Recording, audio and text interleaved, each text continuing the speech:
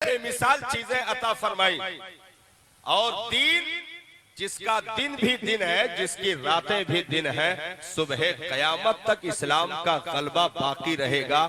اسے کوئی بھی ذرہ برابر ادھر ادھر نہ مختصر کر سکتا ہے، نہ جھکا سکتا ہے، کیونکہ نبی نے خود ارشاد فرمایا کہ یہ دین کچے مکانوں تک بھی پہنچ کر رہے گا، پکے مکانوں تک بھی پہنچ کر رہے گا، ہر ایک کے سینے تک یہ دین پہنچ کر کے رہے گا، کیونکہ دین مدینہ المنورہ کی زمین سے مسافر بنا، مکہ المکرمہ کی زمین سے مسافر بنا، اور آج تک سفر جاری ہے۔ 1450 سال گزرنے کے بعد صاحب جب اسے ابتدا میں رکھا گیا تھا، دنیا کو لگا تھا کہ یہ ابھی پھونک دیں گے سب کچھ بجھ جائے گا، ساری چیزیں ختم ہو جائیں گی، لیکن جتنی کوششیں جاری ہوتی گئی، تعداد میں اضافہ ہوتا گیا۔ نبی کی ذات تنہا تھی، لیکن جب چلے ہیں تو پھر حیدر کرار کی مقدس ذات بھی ساتھ کھڑی ہے، صدیق باصفا کی ذات بھی ساتھ کھڑی ہے، حضرت ام المومنین سیدہ خدیجۃ الکبریٰ رضی اللہ تعالی عنہا کی بھی مقدس ذات کھڑی ہے۔ پتہ یہ چلا کہ نبی تنہا نہیں، اب حیدر کرار بھی ہے، اب صداقت بھی ساتھ میں ہے، شجاعت بھی ساتھ میں ہے، اور ام المومنین کا بھی مقدس ساتھ ملا۔ پھر دار ارقم کی 4 دیواریوں میں اسلام نے وہ جوانی حاصل کی کہ صاحب 40 افراد ایسے نکلتے ہیں جن میں اگلی صف میں صاحب ایک میں حضرت امیر حمزہ کھڑے تھے، دوسری میں حضرت عمر ابن خطاب رضی اللہ تعالی عنہ کھڑے تھے۔ یعنی سرکار نے ان مقدس ہستیوں کو اس لسٹ میں شامل فرما کر کے جب حرم میں لا کر کے ان مقدس ہستیوں کو کھڑا کیا ہے تو دنیا دیکھ کر کے حیران تھی۔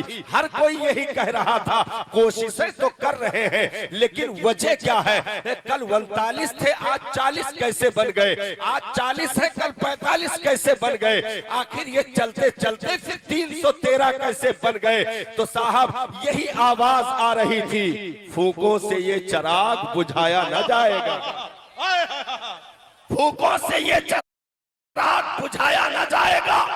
کوششیں ایسا نہیں کہ آج سے یہ کوئی نئی چیز جاری ہوئی ہے، بہت زمانے ہو گئے، جتنا دین پرانا ہے اتنی کوششیں بھی پرانی ہیں۔ بے شک جتنا دین پرانا ہے کوششیں بھی اتنی پرانی ہیں۔ اچھا ایک چیز اور یہ یاد رکھیے کہ دنیا کو دین سے دشمنی کیوں ہے؟ دنیا کو دین سے دشمنی کیوں ہے؟ آپ شرابی بن جائیں آپ کا کوئی دشمن نہیں ہوگا، آپ جواری بن جائیں آپ کا کوئی دشمن نہیں ہوگا، بلکہ آپ کو گھنٹوں ہوٹلوں پر بٹھا کر کے ساتھ لے کر چلنے والے باتیں کرنے والے بھی مل جائیں گے، لیکن جیسے مسجد کا رخ کرو گے اپنا بھی ہوگا بیگانہ ہونے لگے گا، جیسے قرآن کی تلاوت شروع کرو گے وہ منہ پھیر کر کے جانے لگے گا۔